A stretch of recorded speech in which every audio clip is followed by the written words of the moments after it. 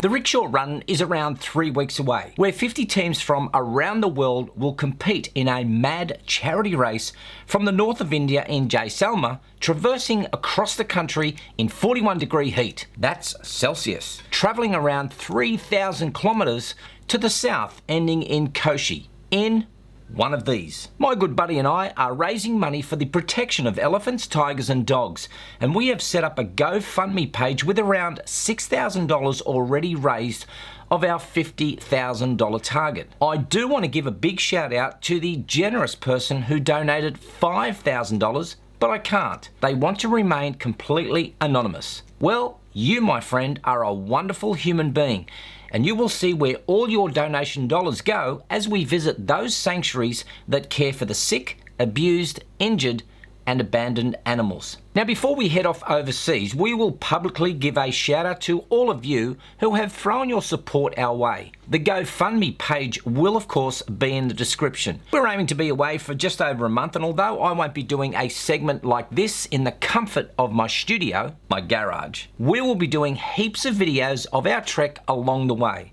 So keep up with us. Of course, we would love your support, and stick around to the end as Spook and I chat about the reasons why we chose our particular charity. And of course, we want to thank all of you for your support in advance. Anywho, are you ready for this, Rudy? You're ready for this?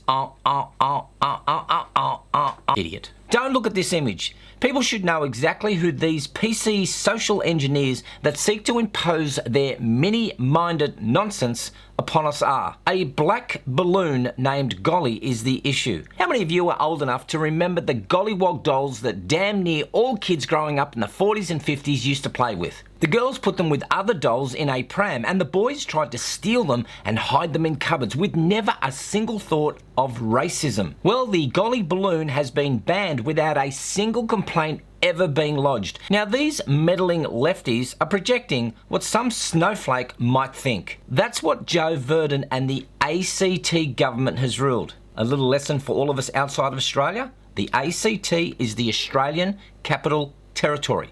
It's our capital. Not Sydney, not Melbourne. The headline on the Canberra Times read, "Gollywog like balloon banned from the skies in Canberra balloon spectacular." And of course it goes on to say that the ACT government has announced the balloon would be excluded from next week's balloon spectacular, citing concerns it could offend sections of the community. Offend? I actually take offence to Joe Verdon making that petulant statement. I'd like to take offence to Joe Verdon.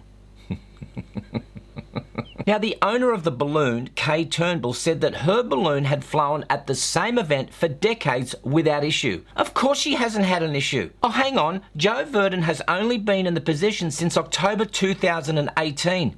5 months. There was never an issue when Ian Hill was the ED for 13 years. Oh, but what did Ian Hill do? Oh, well, Ian has only overseen many major projects in his tenure, including the Clear Strategy Plan for the visitor economy, attracting the first ever international flights to Canberra, growing new low-cost carrier services, building Australia's most innovative visitor information centre, attracting and delivering world-class international events, the creation of Enlighten and Nightfest, attracting blockbuster exhibitions, and creating the award-winning Human Brochure. And then once again you place a progressive female numbnut in a position, and what does she do?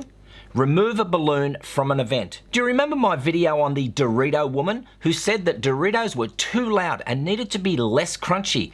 And the sausage and onion woman who, in her leadership role at Bunnings, came up with the new guideline that the onions should be placed under the sausage to prevent slip hazards. Seriously, imagine all these three women in senior roles with, say, the Defence Force, our airlines, or in political power. Oh wait, some are in political power. How's it working for you, Germany? Britain?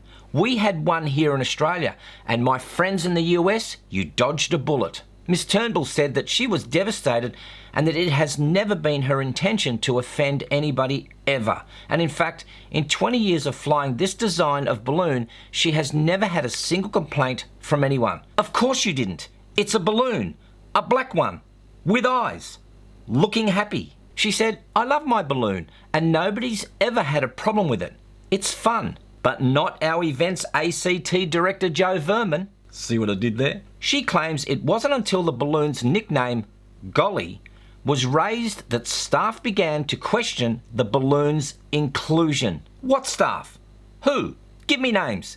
What questions could possibly have been raised about the name? Don't get me started. I bet this bunch of snowflakes will be calling for the removal of that all-time classic Gomer Pyle because he is offensive and people will get offended when he says, Golly, golly, golly, golly, golly, golly. Snowflake Vermin said it came through as the name of the balloon being Black Magic, also commonly referred to as Golly. It was primarily the Golly which brought it to our attention that it was possibly considered to be racist and offensive by many in the community. Racist and offensive? I don't like your tone, lady. She says the facade of the balloon is concerning because it does visually depict the gollywog, and that's clear by the eyes, the mouth, and the bow tie on the balloon.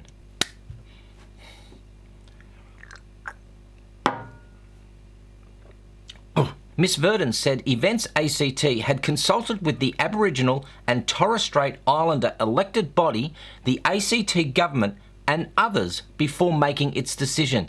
Yes, and I bet not one of them thought it was offensive. To the owner of the balloon's credit, Miss Turnbull said that there was no point in getting angry about the whole thing. We personally don't want to cause anybody offence. Miss Turnbull said that she would continue to fly the Black Magic balloon at other events but would rent other balloons to fly at the Canberra Balloon Spectacular. I'm so glad I'm off to India in a few weeks. I think I'm going to have to do some serious meditating. Hey, wouldn't it be a hoot if I came back all spiritual? I could be Swami G-Mann. Hey, riddle me this. Apparently the word on the street is that I should be growing the pinky fingernail on my opposing hand from the eating hand. What's that about? What do you think about this snowflake Joe Verdon's decision to remove a balloon simply because it has the name of Golly? I would love to know your thoughts, and as usual, comment, like, share, delete, and get offended if you must. That downvote button is there for your insecure pleasure. That downvote button is there for your insecure pleasure. Go on. I know you can't resist. Now go away and watch an episode of Gomer Pyle. I'm Gerald Pauschmann for The Point TV. Hey Rudy, I really hope you aren't drinking Black Label whiskey. It may offend people. Cheers, mate. Cal Naughton Jr., shake and bake. Ricky Bobby. I'm a little confused by your tactics. This is gonna hurt. This is gonna hurt. We mentioned earlier that we are going to do this trek for one of the main reasons, of course, is to have fun, but I think the more important reason is to raise money for wildlife. And our project that we want to raise money for is that we've got elephants, tigers, and dogs. Dogs may be a little bit self-explanatory, but I guess why elephants and tigers?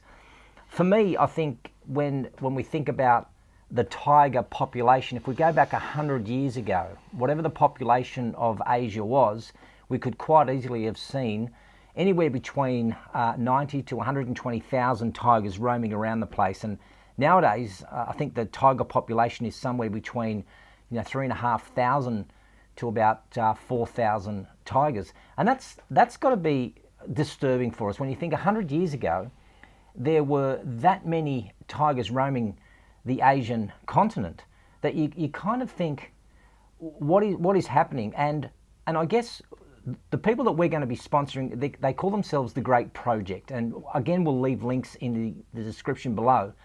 But there's really only a few reasons why the tiger population would be dwindling. One of those, of course, is poaching. And what a disgusting way to be able to make a living, where there's a bunch of people poaching the tigers or killing tigers for human gain. And I mean, you know what, we're not going to mention the countries, we're not going to mention the people who use tiger products for their gain, but I believe they're called idiots. Probably in a nicer sense of the word. And we were even thinking about one year maybe going over and just be I don't know, just wildlife poachers in the way that we're poaching the poachers. But I think that's illegal. I don't think we're allowed to do that anymore. So it's poaching. It's poaching. They can poach it. So one of the reasons would be poaching, and another one would be as human population increases, of course, the tiger population would decrease because they have nowhere else to go, and then they get trapped and they move into dangerous areas, and then of course the poachers come in and they get rid of them. So we've got habitat, we've got poaching, and then again there's the human-wildlife conflict, which is, in a way, I want to build my property here. There are way too many animals in this area. Let's move them away. So what we want to do is at least give tigers a sustainable future. And for us to be able to think, if there's only 3,500 to 4,000 tigers left, you shouldn't have to go to a zoo or a place where a tiger is being held in captivity against their will for us to be able to admire a beautiful animal like that. You want to be able to go into their own habitat and protect yourself from however way that you need to protect yourself, so that you can see them in their natural environment. So for us, the great project is going to be one of the people that we will be sponsoring. We would love for you, when you sponsor us and donate to us through our GoFundMe page, you will see that that is where the money will be going. So one of the reasons that we feel quite passionate about sponsoring or developing our sense of humanity is to be animal welfare warriors. And you're going to be doing something with elephants though, aren't you? So when we started this and we were trying to decide what we were going to contribute to, we wanted to contribute to charities that were important to us on a personal level. So, Gerald's talked about tigers. For me, that's elephants. So, I'm an outdoorsy kind of guy. I love the outdoors. I love the natural environment. And I've been fortunate enough to make a couple of trips to Africa and go on safaris and see all the animals that are there in their natural habitat. And the ones that really struck me when I was there were the elephants.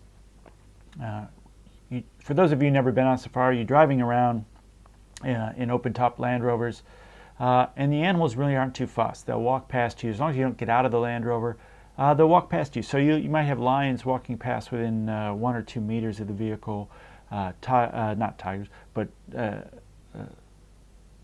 cheetahs, hyenas, all form of the animals, and most of them don't pay any attention to you. But the elephants were really magnificent. They have a presence about them, and they look you right in the eye, and they connect with you on a personal level. They know you're there. They're curious about you, and you can really kind of feel the presence of elephants. They're magnificent if you've ever been around them. And unfortunately, stupid people are poaching them, hunting them out of existence for their tusks and their ivory, etc. And in other places of the world, they're being subjugated, forced to do manual labor, being forced to be shackled in chains for the majority of the time, living in cities, being malnourished and dehydrated. Whereas these are really magnificent animals, and if you know anything about them, they're very herd-oriented, very family-oriented. So, and they trek across wide swaths of land. So for them to be chained individually with no other elephants around, and to be chained in captivity in cities and slums around places like India would be soul-destroying for those animals. And India houses 60% of the remaining population of elephants. So since we're trekking across India, we really wanted to do something that, one, helped animals and wildlife conservation, and two, gave back to the country that we happen to be traveling through, India. So we found a charity there doing some really good work called Wildlife SOS. Again, links will be in the description here, who goes out and rescues these sick and damaged, malnourished elephants from their captivity. Once these animals that have been being forced to do manual labor, once they get too sick to work or too old, they're quite frequently just killed because they become inconvenient. So Wildlife SOS does some great work around rescuing them. We'll be providing some more information on the work they do, but that's the charity that's really important to me. I think elephants really connected to me when I was in Africa.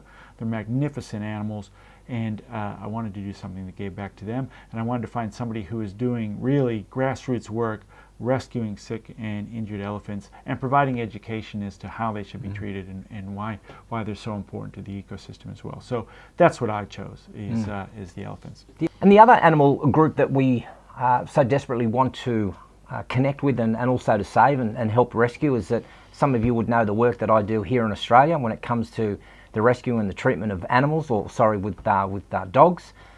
We wanted to extend that over to Asia. And in fact, Barry, you've got a VA that Yes. is working where? So I have a business, and one of the women that helps me out in that business is a virtual assistant from the Philippines. And despite the fact, that she doesn't have much herself, she's taken it on herself to champion animal welfare and looking after stray dogs and mistreated dogs in the Philippines. And she started her own rescue center off her own back with her own funds. And I was so moved by the fact that she didn't have much herself, and she felt the need and the passion to help animals over there. I want to be able to help her out as well, funding her sanctuary and funding her rescue center over there as well. So dogs is very important to both of us. We've both been around dogs our whole lives, and there's just something wrong with people. There's just something wrong with people who mistreat animals and mistreat dogs. So we want to find those people that are doing good work and rescuing dogs, like Gerald and like EO in the Philippines, and we want to be able to help those people in their work as well. And every dollar counts. If you must, send us $1. That dollar is going to be better in that welfare for that animal as it would be if you were going to give it to us. So we don't need it. We're doing okay. He's doing okay. We just want your help, and I'm sure there are some people out there that would love to be able to at least just dig a little bit deeper and just go, you know what, I do give to charity, and you've got your own foundations that you may give to. This is just a plea for us. We do this once every few years, and this is a great plea for us. We have got a target of raising $50,000. I know it's a big ask. We do see that there will be some people out there who would like to sponsor us or sponsor those charities. And in that way there, it would be for us a great gratitude to be able to thank you, to say, you've done your little bit in this world. And, if I've got something like 46,000 subscribers here, if somebody gives me $1 of those 46,000, we've got $46,000 raised, already. And that's what I based it on. I based it on the people that are watching this. And at some stages we get 5,000 views, 10,000, and I know sometimes we get over 1 million views. If every person was to donate just one simple dollar who watches this video, we'd be well on our way to at least get a more sustainable life for the animals that are endangered, being exactly the elephants and the tigers and the dogs that are being horribly abused. And we've picked charities and causes where we know that money is going to go to direct relief for the animals. It's not going to some corporate headquarters and television commercials and all that other kind of stuff.